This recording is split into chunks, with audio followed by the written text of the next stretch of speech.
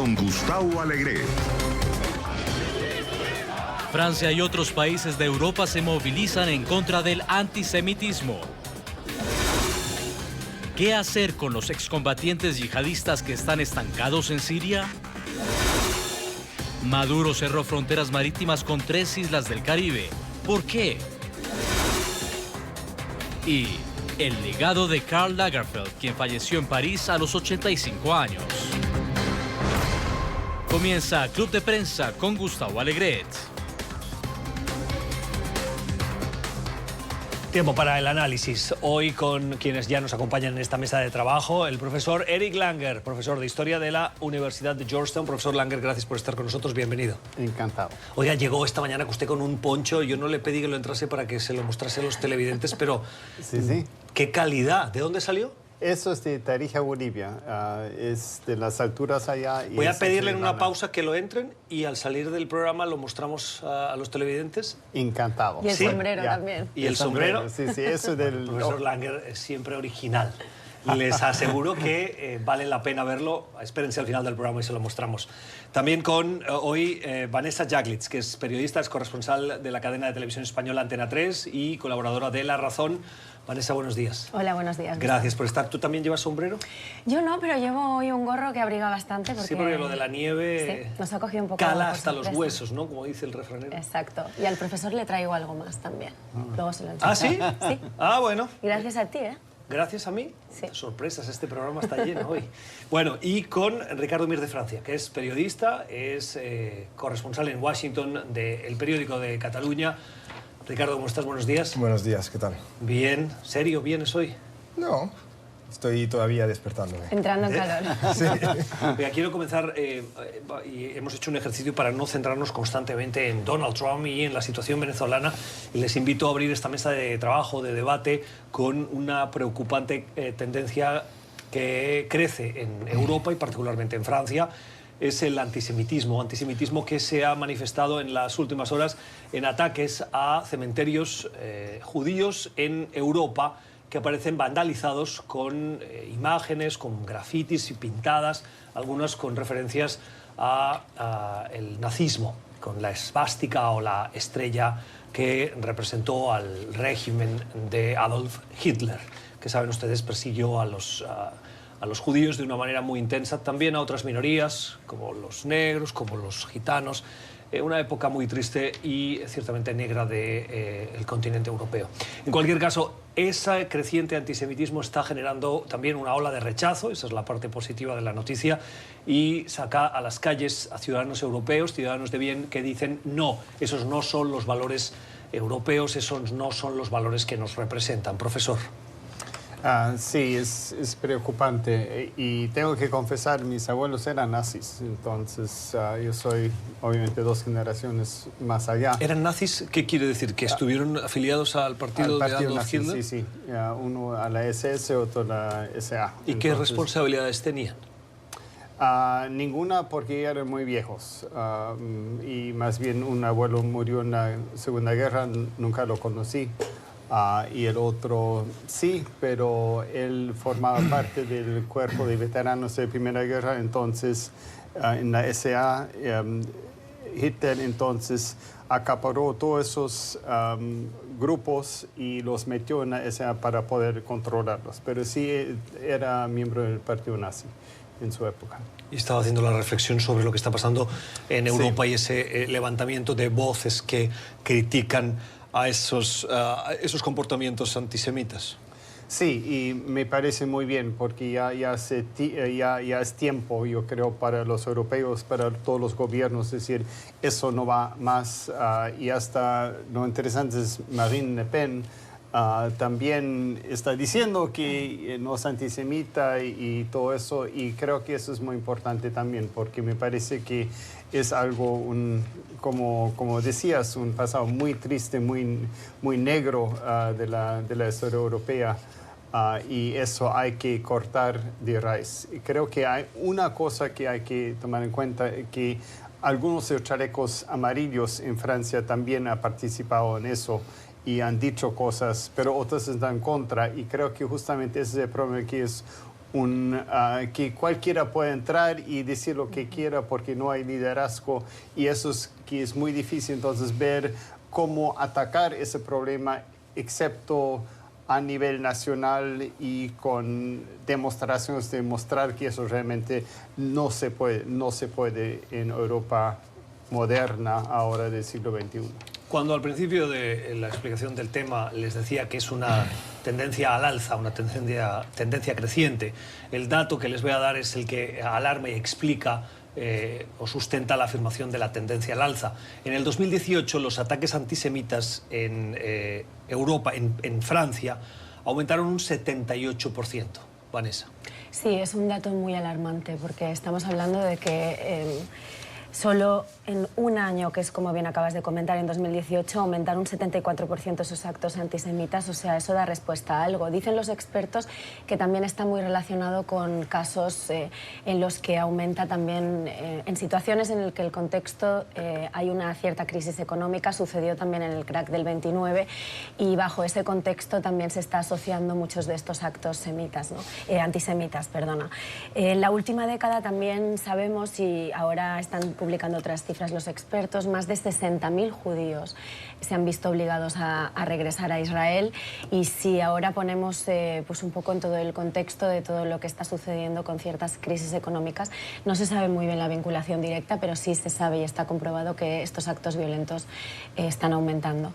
Como bien decía el profesor, también es cierto que cada vez es mucho menos mayor la reacción por parte de la población, y lo veíamos en esta manifestación ocurrida en Francia y también en otros lugares, bajo el lema "basta ya". Y es que es cierto que la gente ya pues, pasa en otras situaciones, ¿no? Pero la gente no está tolerando que este tipo de situaciones históricas se repitan, ¿no? Porque no nos remontamos mucho más lejos cuando esto estaba sucediendo, ¿no? 2 generaciones, como nos decía el profesor, y lo hemos visto antes, ¿no? En España, por ejemplo.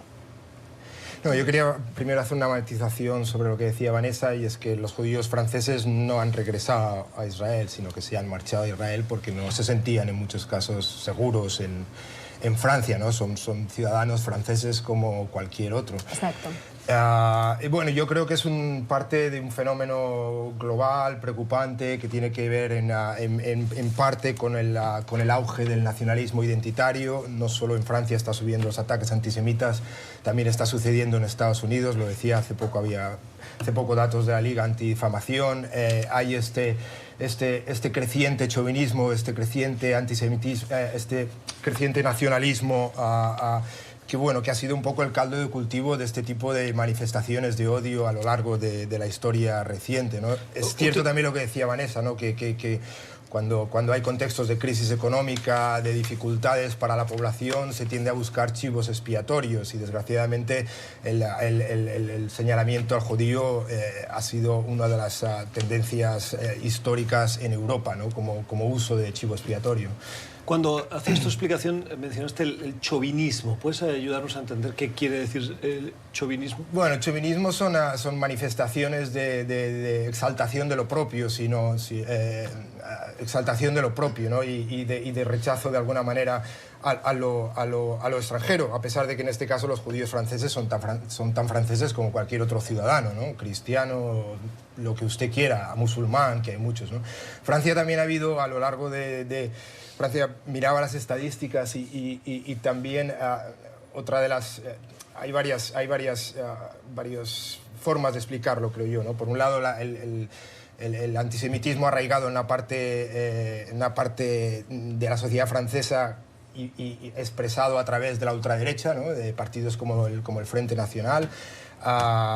Y luego también hay una comunidad musulmana y árabe muy importante, y lo que hemos visto es que por ese lado, ¿no? Entre la población árabe o musulmana, las manifestaciones de repulsa o de antisemitismo han ido un poco en paralelo a los acontecimientos en Israel y el tratamiento de Israel hacia los palestinos, cuando había guerras como la Segunda Intifada, pues el antisemitismo subía en Francia dentro de esas comunidades musulmanas, ¿no?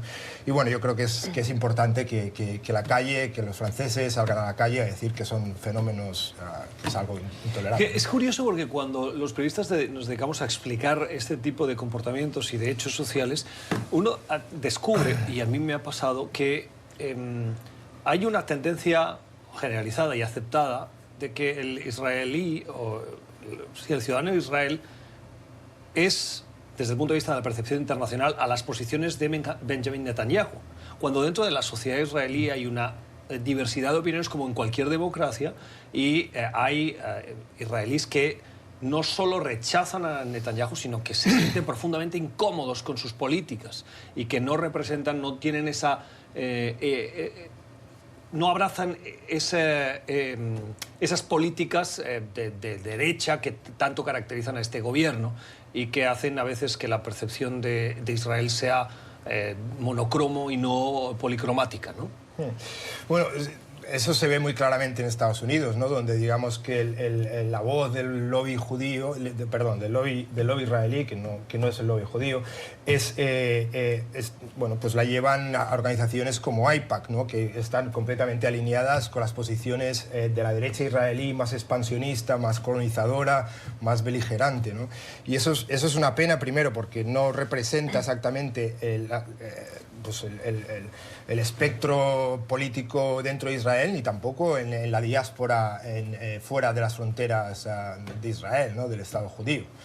No, bueno, hay que pensar históricamente que más bien Israel se fundó no sobre la extrema derecha, porque Netanyahu es de la extrema derecha y él no representa a todos, sino más sobre la izquierda. Claro, pero alguien le podría decir, oiga, pero sí, pero es primer ministro. Sí, sí, y ha sido mucho tiempo por una alianza muy interesante de muchos diferentes partidos ultra religiosos, más los partidos de derecha. Pero Israel fue fundado también sobre, en realidad, un ideal socialista, el kibbutz, por ejemplo, que viene de que todos trabajan juntos, que todos comparten su comida, la producción y todo eso. Entonces hay una gran variedad también. Pero yo creo que para volver al antisemitismo, lo que los antisemitas quieren mostrar es que los judíos son diferentes, no son parte del pueblo de donde sean. Pero eso es simplemente mentira, porque ellos ya han estado miles de años, en muchos casos, parte de sus pueblos, y decir que son diferentes solamente porque no son cristianos, porque al fondo ese en realidad es ese problema. Entonces quiere decir que no quieren esa diversidad religiosa ni cultural que también representa parte de eso, porque por ejemplo, los judíos alemanes en los años 20 y 30, que después fueron perseguidos y matados por Hitler, eran más alemanes que los alemanes. Y igual los judíos franceses son más franceses que los franceses también, en muchos casos. Conozco a varios y eso obviamente creo que se podría decir. Creo que podría pasar en muchos otros países, ¿no? Donde hay un líder un poco más radical y que ya metemos a todos, como decimos, una expresión muy española, en el mismo saco, ¿no? Precisamente creo que, Gustavo, por eso los periodistas tenemos tanta responsabilidad a la hora de informar y de poder ofrecer todas las versiones y los contextos posibles, ¿no? Y volviendo un poco a la idea original, creo que una de las cosas que también está sucediendo y que podría pasar aquí, precisamente con los judíos en Francia, es que muchas veces son culturas que, aunque ya son generaciones que han nacido en ese país, y lo vemos también en otros países de Europa, mantienen sus tradiciones y su base cultural y su conexión muy directa al país de origen, ¿no? Y quizás muchas veces por parte de la sociedad, como hemos visto en Francia, también con radicalismos islámicos, por ejemplo, y lo hemos visto también incluso en España y en zonas donde llegan, donde nacen, donde hablan perfectamente el idioma. En Cataluña también lo vemos, ¿no? Y aún así mantienen esa cultura, enlace directo, ¿no? De origen. Parte del rechazo de la sociedad viene precisamente de ahí, de esa falta a veces de conexión 100% con el país en el que después nacen y mucho más vinculado a su país de origen. A veces no es tanto, o sea, lo estamos viendo a veces con radicalismos islámicos, ¿no? Bueno, es otro tema, pero creo que a veces parte del rechazo de la sociedad viene derivado por eso, porque consideran que no se han adaptado del todo y les genera cierto rechazo. Sí, yo quería hacer una puntualización sobre un tema que creo que es importante, ¿no? Y es que en algunos países se está utilizando el antisemitismo, que es un problema que se debe denunciar y perseguir de forma muy directa y muy clara, con el antisionismo y la crítica a Israel, ¿no? Para, digamos, coartar, yo creo, la libertad de expresión y la crítica hacia las acciones de los gobiernos israelíes, ¿no? En Estados Unidos el Congreso está tramitando, hay propuestas para prohibir legalmente y criminalizar el apoyo a la campaña de boicot y desinversiones que algunos activistas palestinos y no solo internacionales tratan de poner en marcha para exigir el fin de la ocupación israelí en los territorios palestinos, ¿no? Y creo que esta es una línea difusa que desde el gobierno israelí y desde sus aliados en el resto del mundo se trata de alguna manera de blindar cualquier crítica utilizando la etiqueta del antisemitismo, que es dura y que nadie quiere obviamente recibir, y de esta manera se están coartando críticas legítimas y coartando la libertad de expresión. Es el caso este de la congresista por Minnesota, Ilhan Omar, refugiada somalí, si no recuerdo mal, que acaba de ser elegida representante de su distrito en el Congreso y que recientemente criticó la influencia de grupos como AIPAC en la política estadounidense. Sí, por ejemplo, sí, además tanto Ilhan Omar como la primera palestina, la primera mujer musulmana, bueno, las dos son musulmanas, son las primeras mujeres musulmanas en el Congreso, Rashida Tlaib, las dos apoyan el BDS, que es el movimiento de boicot y desinversiones. En el caso de Ilhan, yo creo que ella lo expresó de una manera, podía haberlo expresado mejor, pero es cierto que tanto, no solo AIPAC, sino el lobby de las armas, los lobbies petroleros, los lobbies, quiero decir, basan su influencia en dinero, en donaciones de campaña, bueno, eso no significa que uno pueda apoyar a Israel porque No, pero en descargo de estas organizaciones quiero decir que el sistema en Estados Unidos funciona así. Y también lo hacen los agricultores que defienden el sector lácteo. Las universidades o los sindicatos o todos. Efectivamente, o sea, el sistema funciona con capacidad de influencia a través de el dinero que se pueden recoger por parte de organizaciones públicas o privadas, y de hecho en Washington la calle K se la llama la calle de los lobbies.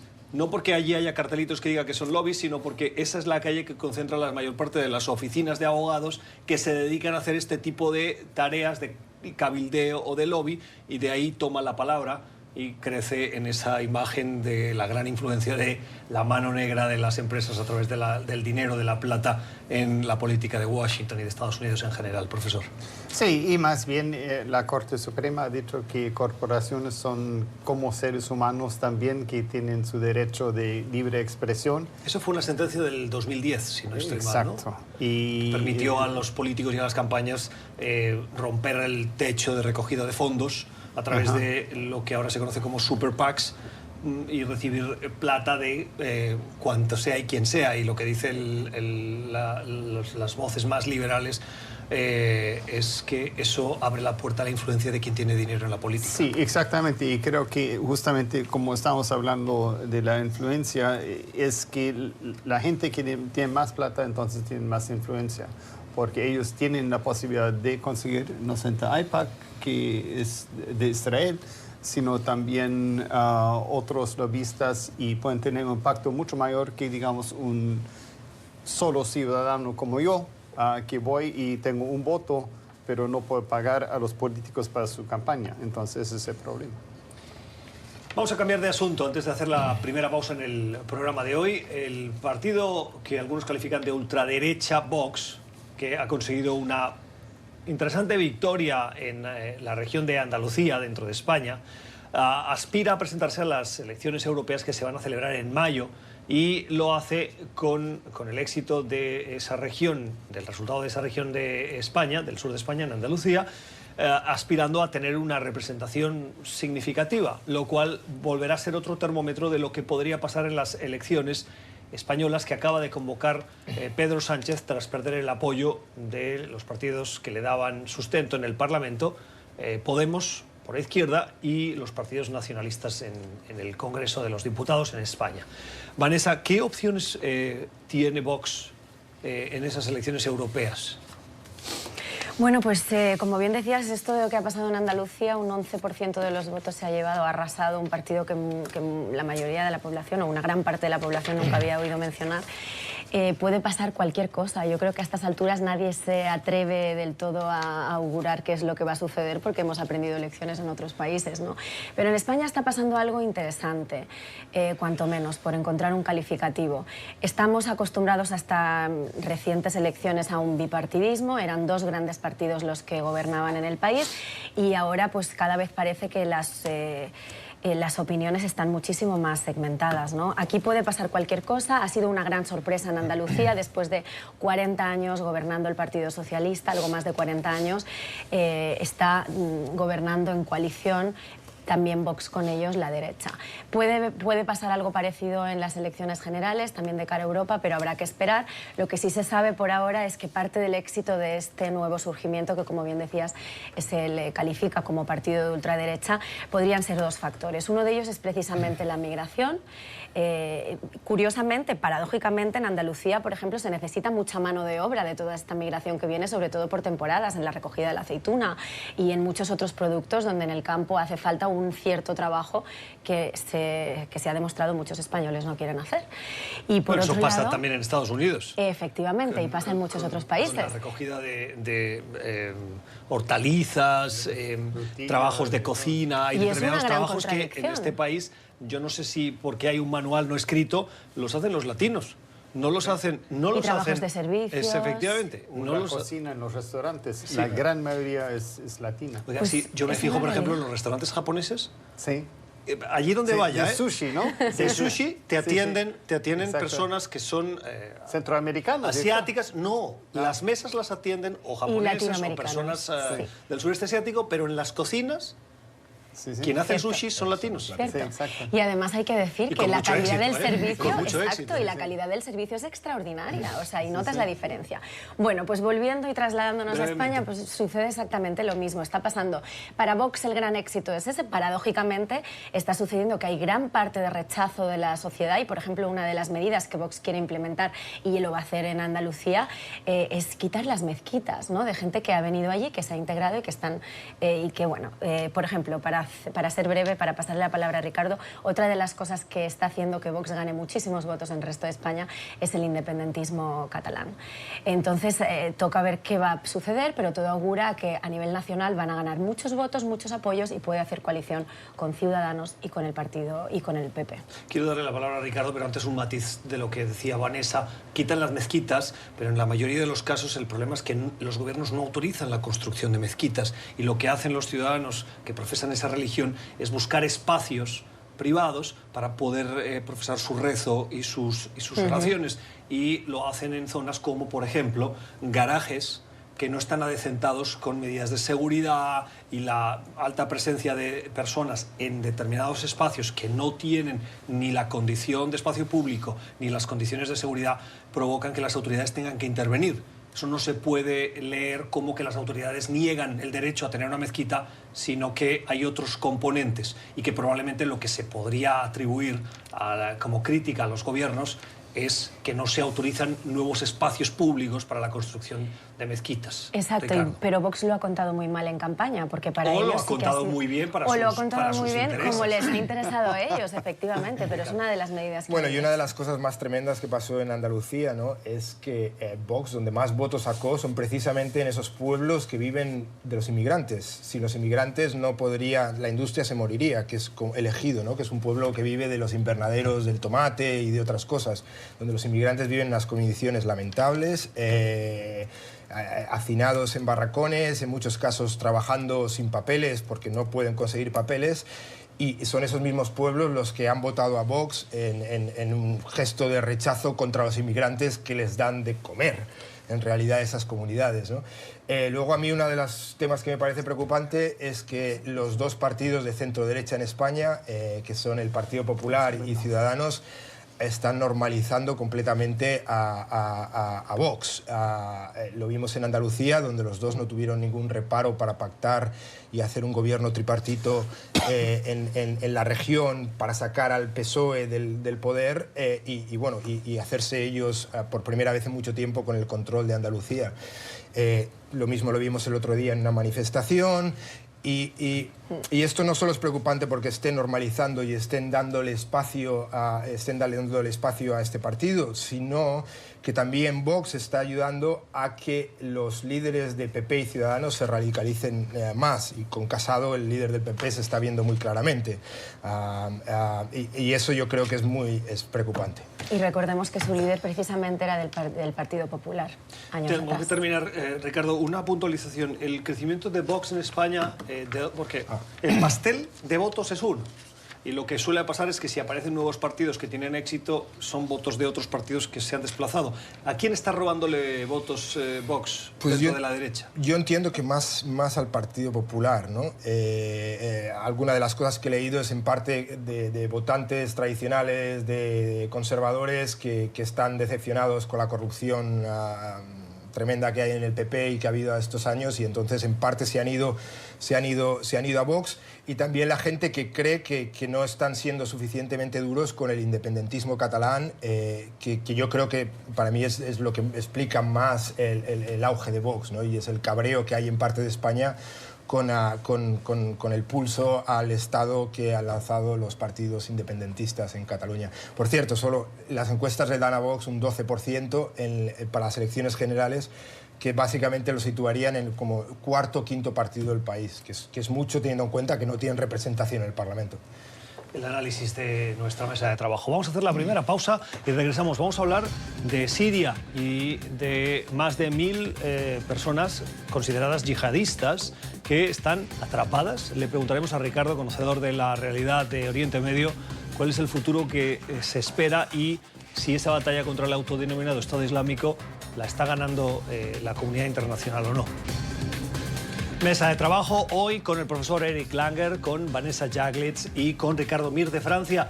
Miren estas imágenes tan bonitas de Washington, con ese manto blanco que nos ha dejado la tormenta que afecta de manera significativa al país hoy, casi de costa a costa.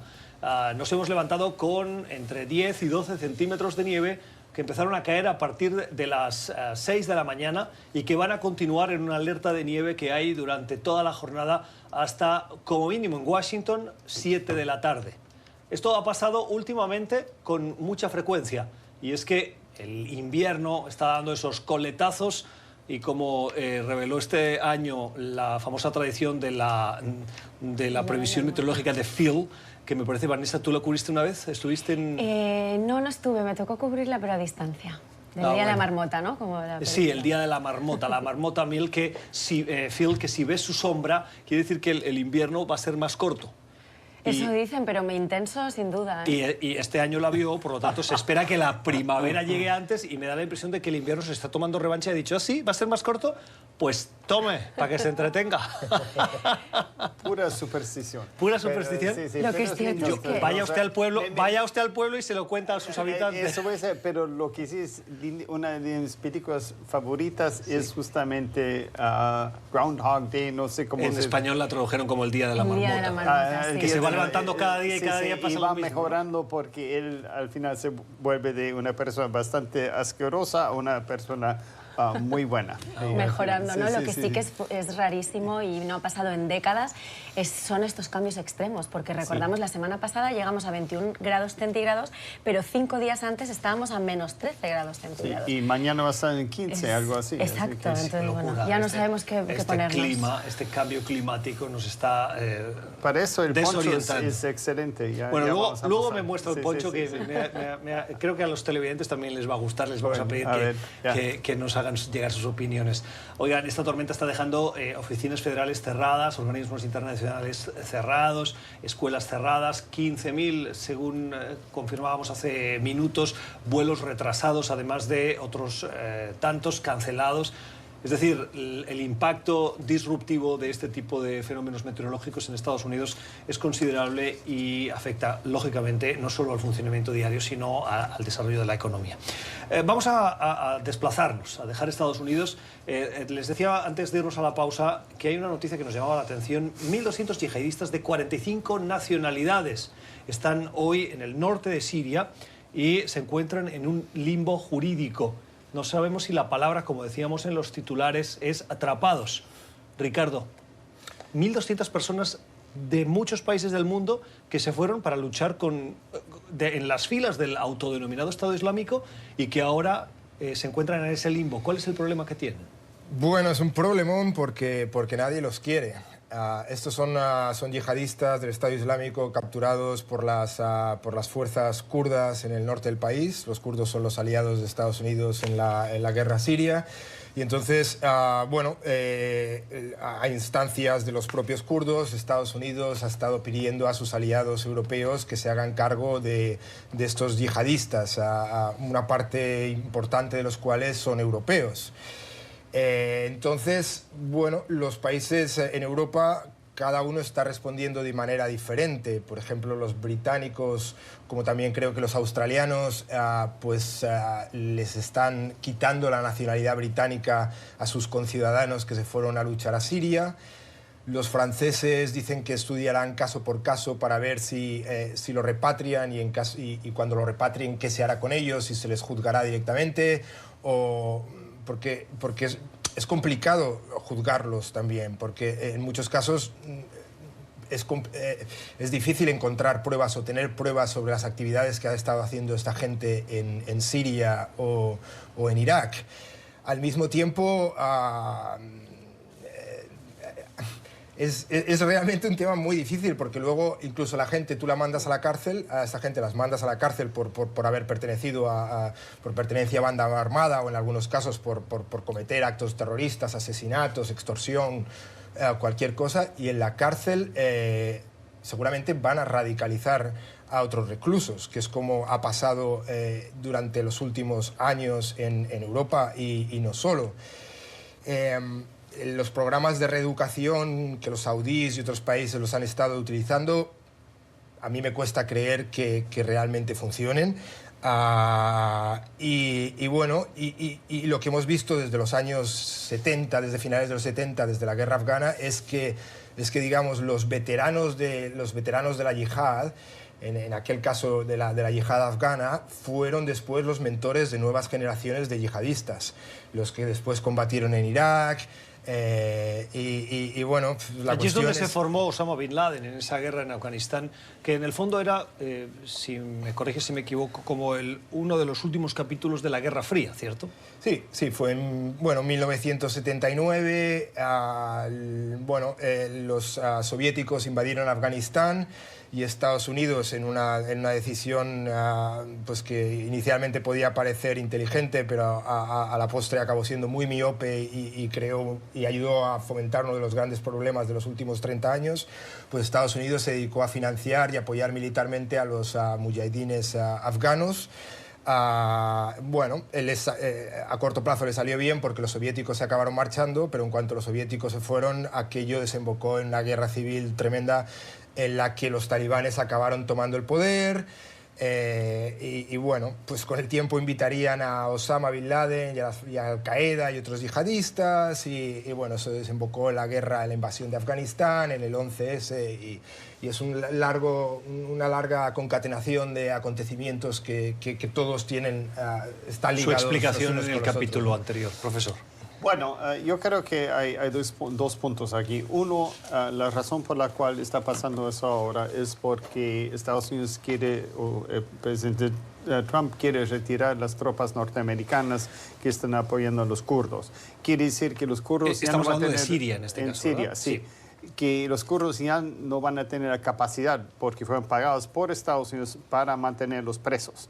Entonces ya no van a tener la capacidad y entonces el presidente Trump ha dicho a los europeos, miren, ustedes tienen que tomar esa gente, más o menos son 2.000 de los 6.000 que habían, ya los otros han muerto. Eso es un asunto. El otro asunto es que hay muchas mujeres, muchos niños con eso. Los niños son inocentes, han nacido allá, pero no son indoctrinados ni nada de eso. Entonces, es un problema humanitario también, no solamente penal. Y creo que eso es lo que complica la cosa, porque cómo es que uno lleva a gente ya de alguna forma radicalizada a la sociedad que pueden radicalizar a más, pero al mismo tiempo también hay gente que realmente no tiene nada que ver. Y obviamente las mujeres también pueden ser radicales, ¿no? Que sé que, bueno, porque son adultas como los demás. Pero, sí, no es una cuestión de género. Sí, no es cuestión de género, exactamente. Pero al mismo tiempo son las madres de esos niños que en muchos casos ya son viudas.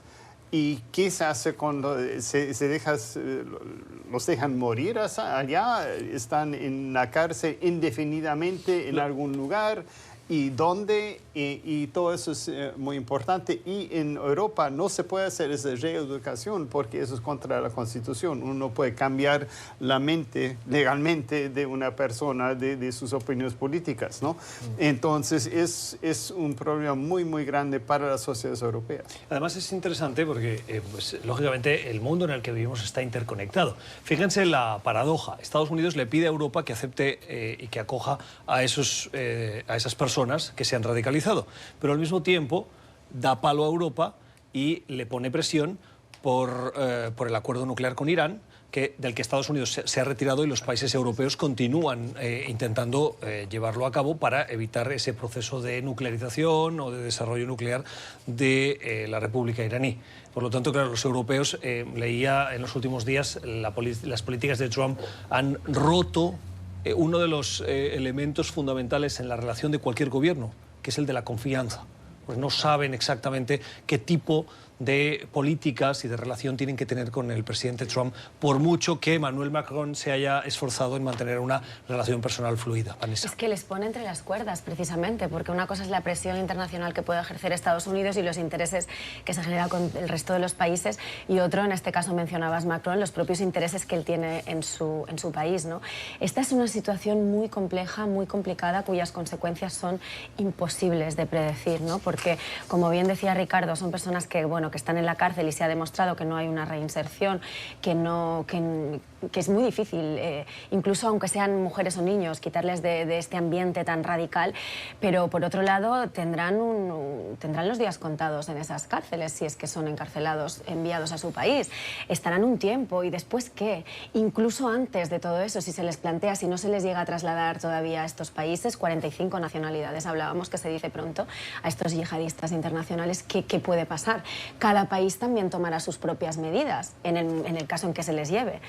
¿Y cómo se va a poder tener el control y toda la información necesaria de estas personas para poder predecir esas consecuencias? Es muy complicado. Sí, es que además si no hay pruebas no puedes encarcelar a nadie, ¿no? Eso es ilegal. Y luego, bueno, son personas que a menos...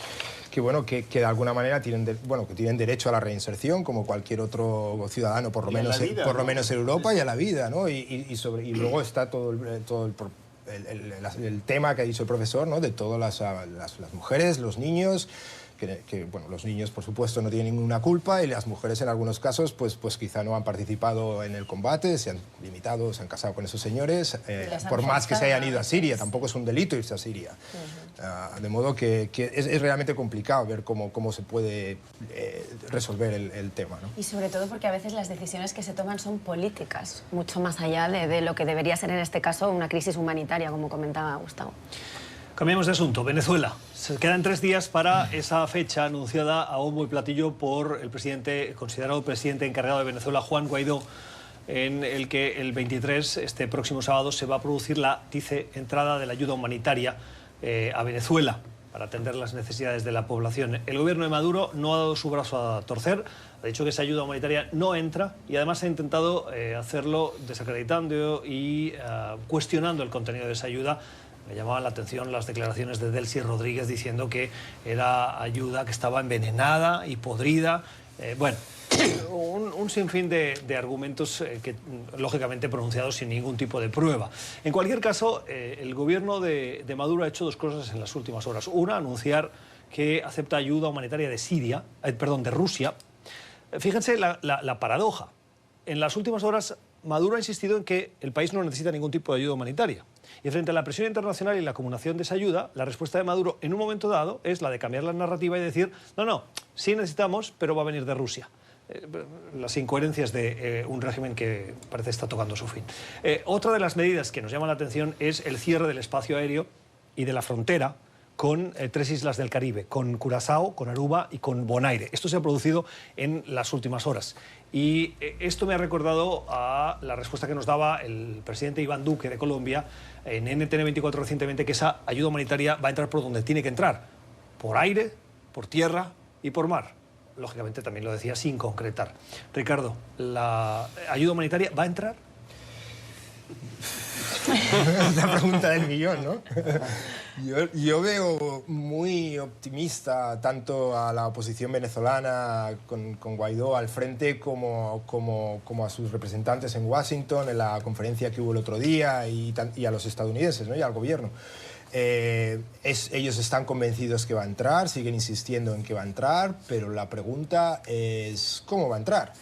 Ellos confían en que va a haber una deserción de los militares, de que van a dar la espalda al gobierno de Maduro y van a dejar entrar las ayudas, pero si no me equivoco, me parece que hasta ahora poca gente ha desertado públicamente. Son muy pocos, son un grupo de militares muy esporádicos, algunos simbólicos, en su mayoría amplificados por los medios. Ahí los medios nos fijamos en la anomalía de que un militar salga del paso y anuncie su desafección a Nicolás Maduro y el reconocimiento a Juan Guaidó. El último, en las últimas horas, es el coronel Pedro Chirinos, que se ha presentado en un vídeo difundido en las redes sociales como asesor militar adjunto de la misión permanente de Venezuela en Naciones Unidas, quien se ha declarado en desobediencia con el gobierno de Nicolás Maduro.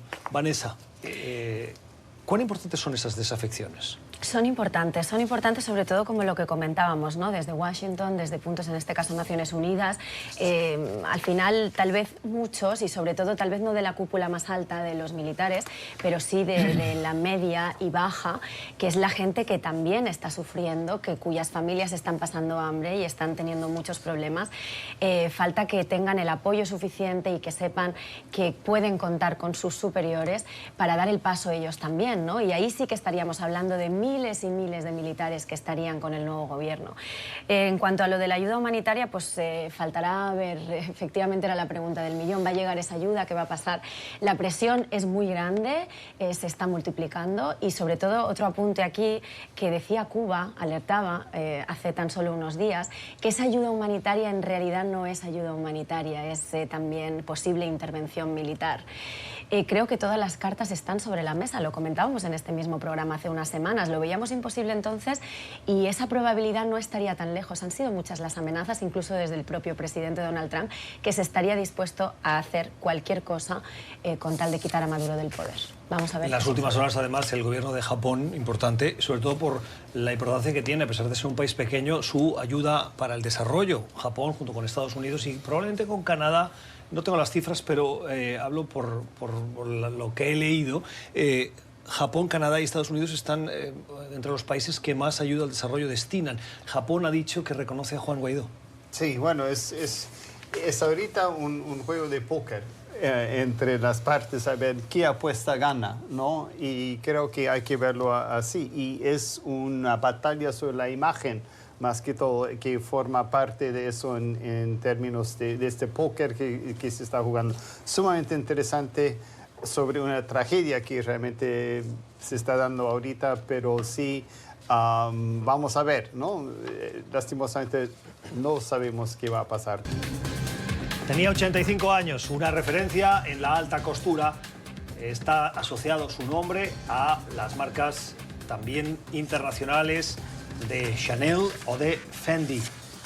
Karl Lagerfeld murió ayer con esos 85 años y son más de 8 décadas marcando la industria de la moda. Vanessa, un comentario sobre el impacto que deja este diseñador francés en la industria? Solo había que ver ahí en las redes sociales, hasta la propia Melania Trump puso un diseño que él había hecho para ella, ¿no? Ha sido un gran icono de la moda, director artístico, como bien decías, de Chanel desde 1983, y hizo cosas tan interesantes como introducir, por ejemplo, en la moda, no sé, en cada país se llama de manera diferente, en España decimos tejanos o vaqueros, los jeans, y las zapatillas deportivas, eso lo introdujo él pues con mucha clase y mucha elegancia. Tuvo ciertas rivalidades por estar siempre en la más alta competencia, como por ejemplo con Yves Saint Laurent, eso es otro de los datos interesantes, y siempre supo adaptarse muy bien al cambio, pero manteniendo el patrimonio de cada uno de las marcas para las que trabajó. Esa competencia suele suceder en grandes áreas profesionales en las que está el éxito asociado. En el mundo del periodismo la hay, en el mundo del teatro y de los artistas lo hay, en el mundo de la moda no podía ser de otra manera. Gracias, Vanessa. Vamos a hacer una pausa. Recta final de nuestro club de prensa de hoy y vamos a flexibilizar un poco los temas. Les prometíamos dos sorpresas. La primera, lo que Vanessa Jaglitz le quiere ofrecer y regalar al profesor. Vanessa, cuéntanos. Bueno, se lo traigo desde España y tú también pues tienes parte de... Por eso he querido traerlo a la mesa. Esta es una crónica que escribimos para La Razón en Navidades, pero tú nos invitas con frecuencia al programa y a veces pasan cosas así, que nos conocemos, ¿verdad? Sí, sí. El profesor lo conocí en este programa. Y entonces aprovechamos para... A veces buscamos la opinión de los expertos en la crónica y aquí tenemos en este caso el despiece con la entrevista que le hicimos al profesor, a quien conocimos aquí en Club de Prensa, y bueno, quedó muy bien la crónica gracias a él.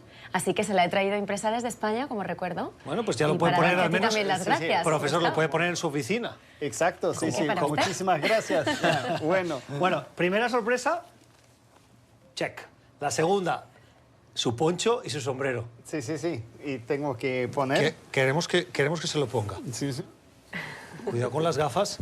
Sí, exacto. Voy a ver... Oiga, qué elegancia. ¿Y usted va por las calles de Washington con este poncho? Desde luego que así no pasa frío, sí. ¿eh? Yo voy así, en la nieve, estoy calientito, voy a empezar a sudar. ¿De dónde es este poncho, profesor? Eso es de Tarija, Bolivia, de un lugar que se llama Taxara, que hacen justamente, ya tienen muchas llamas también, en ese entonces solamente tenían ovejas, esa es lana de oveja. ¿Sí? Y tengo una colección de muchos ponchos del Ecuador, del Perú, Argentina, Chile y Bolivia. Y además el profesor no solo colecciona ponchos, sino que colecciona plumas. Y cada día, si ustedes se han fijado, viene con una pluma, o ¿cómo le llama usted esto? Pluma fuente, sí. Una pluma fuente. Sí. El profesor siempre descubriéndonos cosas nuevas. Oiga, un homenaje... También soy famoso por mis sombreros, ¿no? ¿De dónde es ese? Tengo 10 segundos. Ese es de Oregón, de donde yo vengo, del Pacific Northwest.